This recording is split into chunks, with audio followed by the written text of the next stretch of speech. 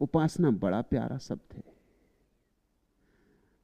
Japan में ज़ाज़ेन का जो अर्थ है वही उपासना का अर्थ है। ज़ाज़ेन का अर्थ है बैठना और कुछ ना करना। उपासना का भी यही अर्थ है, बैठना और कुछ ना करना। कृत्य के कारण ही हमारे चित्त में चिंताएं पैदा हो जाती, कृत्य के कारण ऊहापोह शुरू हो जाता है, कृत्य के कारण तरंगें उठने लगती, और जब कुछ कृत्य नहीं करना सब तरंगें शांत हो जाती। तो उपासना को तुम कृत्य मत मानना, अकृत्य है। चेष्टा मत मानना, चेष्टा रहितता है। कुछ पाने की वासना नहीं है उपासना, सिर्फ अपने को हाथ में छोड़ देना है परमात्मा के। जैसे कोई जल की धार में अपने को छोड़ दे और जल की धार उसे बहा ले चले, ऐसे जीवन की धार में अपने को छोड़ देने का नाम उपासना है।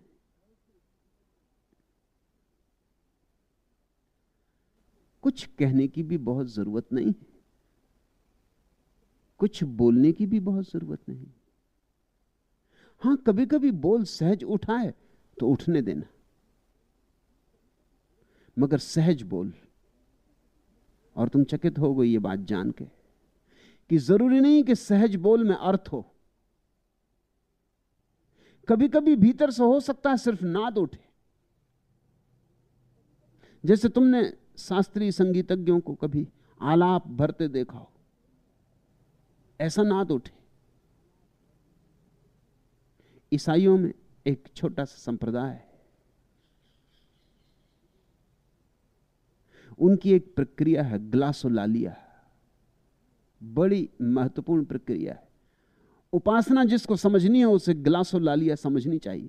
छोटा सा संप्रदाय, बहुत थोड़े से लोग उसको मानने वाले, क्योंकि वो बड़ा पागलपन जैसा मालूम पड़ता है। उस संप्रदाय को मानने वाला शांत बैठ जाता है और प्रतीक्षा करता है। फिर भीतर से कुछ आवाज उठनी शुरू होती, भीतर से, उठाता नहीं। ऐसा नहीं कि तुम उठाओ कि राम राम राम राम या ओम ओम, कुछ उठाता नहीं।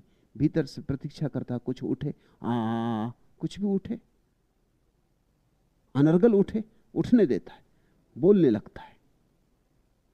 असंगत, अर्थहीन ध्वनियां पैदा होती, पागलपन लगेगा।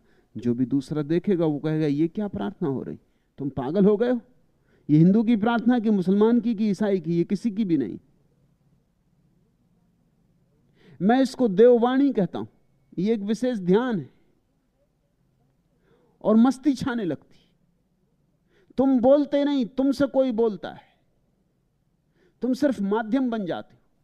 आदमी डोलने लगता है, मस्ती से भरने लगता है, बड़ी मादकता आ जाती, घंटों बीत जाते हैं, पता नहीं चलता कि समय कहां गुजर गया। मगर सिर्फ एक हिम्मत उसमें रखनी पड़ती कि लोग पागल समझेंगे। यह सहज उद्घोष होगा, लोग तो पागल निश्चित समझेंगे। लोग तो समझेंगे दिमाग गया, ये क्या कर रहे हो। मगर अगर तुम एकांत स्थान खोज सको अपने लिए, तो मैं तुमसे कहूंगा यही असली उपासना है, और तुम चकित हो जाओगे।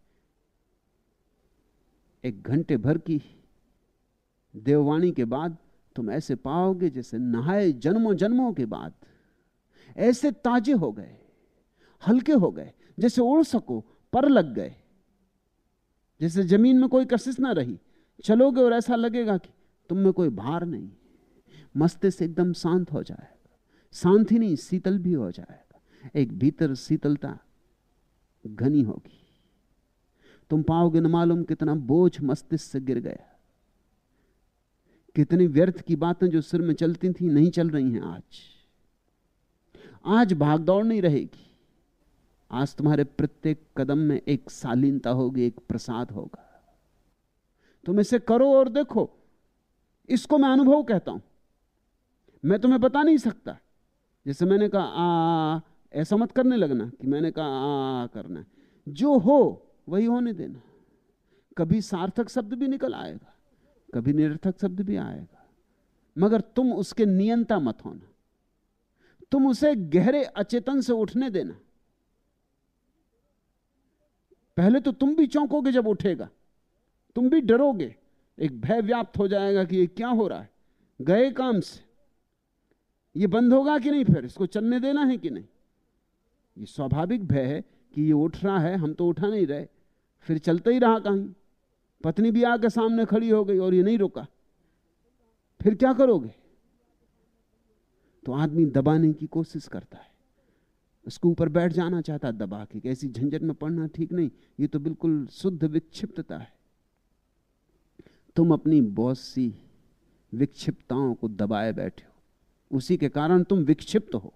उन्हें निकल जाने दो, उन्हें उड़ जाने दो हवा में, उन्हें मुक्त कर दो, और तुम पाओगे कि तुम्हारे भीतर पहली बार स्वास्थ्य का अनुभव हुआ। 1 घंटा अगर कोई सहज उपासना में बैठ जाए, सिर्फ बैठा रहे, कुछ करे ना, और जो हो होने दे, तो एक तो ग्लासोलालिया महत्वपूर्ण प्रक्रिया है उपासना के लिए। दूसरी प्रक्रिया है इंडोनेशिया में लातिहान, वह भी महत्वपूर्ण प्रक्रिया है।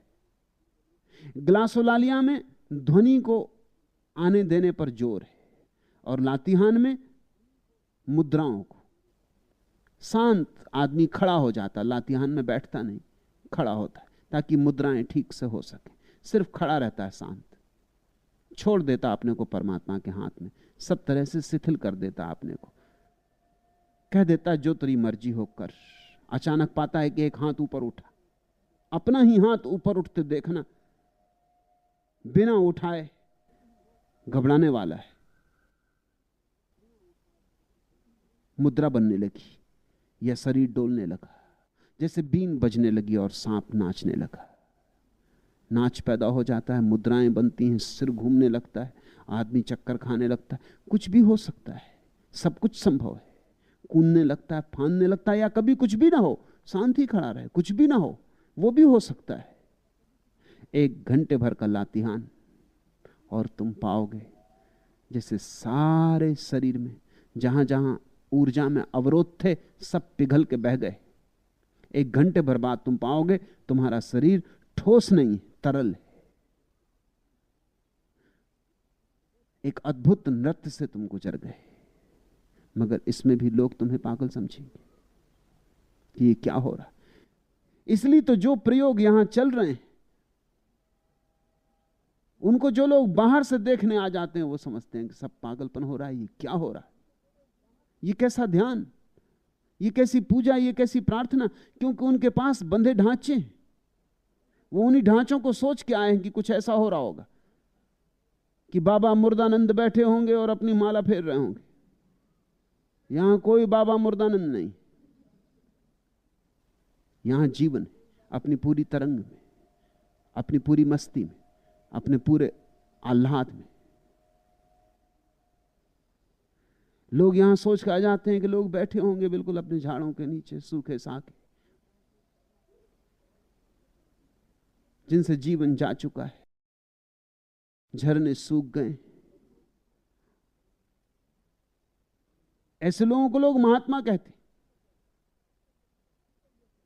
और जब इन महात्माओं के चेहरे बिल्कुल पीले पड़ जाते, पीतल जैसे हो जाते, तो वो कहते हैं देखो कैसी स्वर्ण जैसी आभा प्रकट हो रही। जब ये महात्मा बिल्कुल सूख के हड्डी हड्डी हो जाते हैं, वो कहते हैं ये है त्याग, तपश्चर्या, ये है महिमा।